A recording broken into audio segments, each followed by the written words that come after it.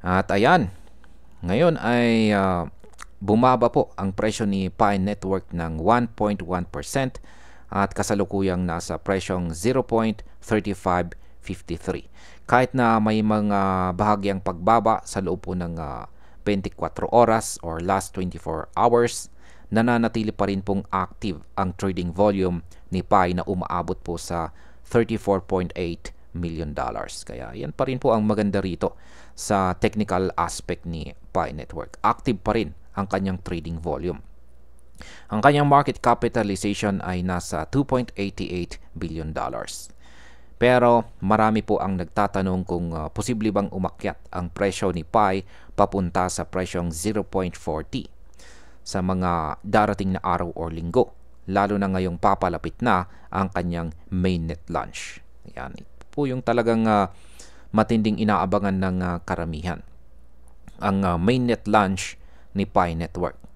Yan, at pwede ba itong magsilbing catalyst para itulak ang presyo ni Pi Network papunta sa presyong 0.40 or mas mataas pa? Yan, alamin po natin rito.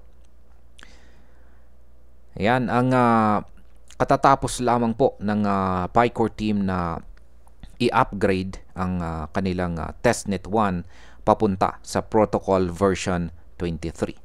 Ito ay isang malaking hakbang dahil mas magiging maayos at mabilis na po ang balance mapping papunta sa mainnet. Katulad ito ng transition na ginawa ni Stellar papunta sa version 23 na nagbigay po ng mas maayos na compatibility para sa kanilang blockchain.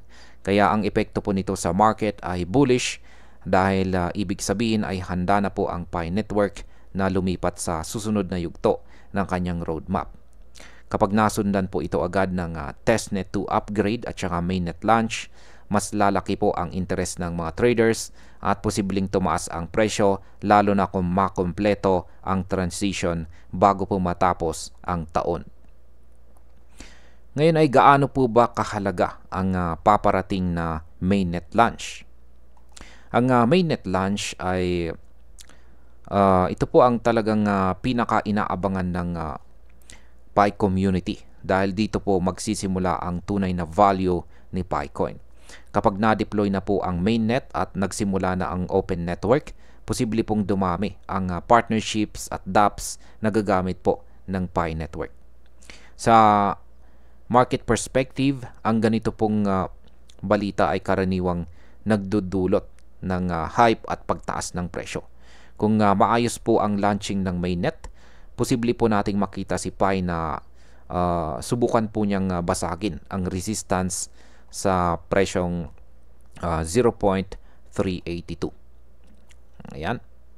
At kung nabasag po ito, ayan, ang presyong 0.3822, may chances po or mataas po ang chances na aakyatin niya ang target na 0.40. Kaya yan, nakikita po natin sa chart dito. Ngayon ay paano po nakakaapekto ang mga bagong partnerships kay Pi? Ang matindi pong partnerships ni Pi rito ay nakipag-collaborate na po ang Pi Network sa AI company na OpenMind nitong September. Ito po ay nagpapakita na seryoso po sila sa Web3 integration at gusto po nilang maging bahagi ng future ecosystem. Ang ganito pong partnership ay nakakatulong para tumaas ang kumpiyansa ng mga investors dahil mas nakikita po nilang may totoong development at real-world use case itong si Pi. Ito po ay maaring magbigay ng karagdagang demand kay PiCoin sa mga susunod na linggo. Kaya yan po, yung mga gustong-gustong naririnig na update ng mga investors dito kay Pi Network. Yung partnership. Ayan. Kaya, yan, ang collaboration or partnership ni Pi Network sa AI company na OpenMind nitong buwan ng September ay isang napakagandang development. Ano naman ang papel ng ecosystem growth sa presyo ni Pi? Hindi lamang po sa blockchain upgrades nakatutok itong si Pi. Sila rin ay isa po sa mga major sponsors ng Token 2049 event at sila po ay nag-launch ng bagong DeFi farming game na tinatawag na Pi Online sa Pi browser. Yan, hindi ko alam kung nasubukan po ninyo yung game na ito na Pi Online sa Pi browser, isang browser game.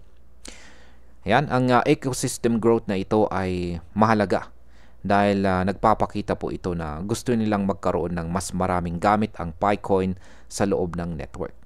Kapag mas dumami po ang dApps at games na gumagamit ng Pi, mas tataas po ang utility at demand na posible pong magdulot ng price appreciation. Ngayon ay may banta ba sa presyo dahil sa token unlocks? Ayan. Ito na naman ang token unlocks. Siyempre may banta po yan. Habang positibo po ang mga developments, may panganib o risk pa rin dahil po sa mga paparating or paglabas ng 165 million na Pi tokens. Ayan, laki po niyan, 165 million Pi tokens. Para sa karamihan ay nakakatakot po ito.